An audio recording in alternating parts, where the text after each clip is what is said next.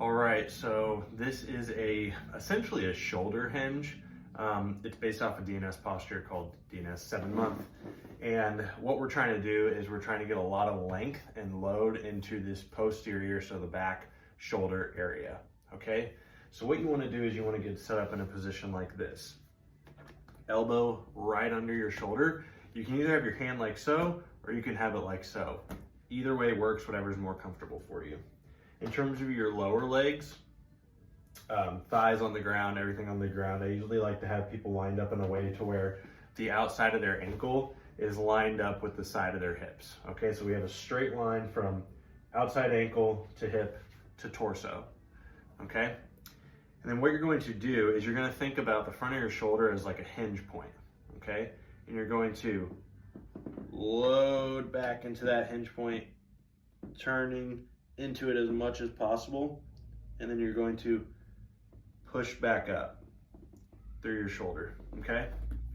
So again, this is your hinge point.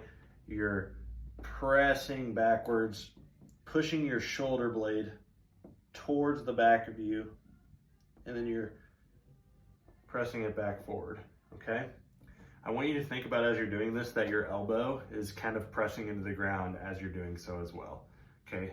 So it's elbow pressing in the ground, shoulder going way back.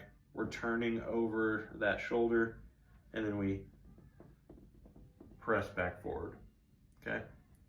If you wanna make it harder, certainly don't have to, but if you wanna make it harder, what you can do is you can lift your hips up, and now we're pressing that shoulder back from here, turning over it more, and coming through, just like so. And what you wanna feel is some good tension back through here, and then on the front side as well. Shouldn't feel painful as you do it, but as you do so, remember 2 big things. Keep that elbow also pressing into the ground so that your shoulder stays in a good place, and make sure your shoulder's not too high and not too low. You want it in a straight line right under your shoulder so it goes down like so. And again, one more time, if we're up here, we can press through like so, and then back.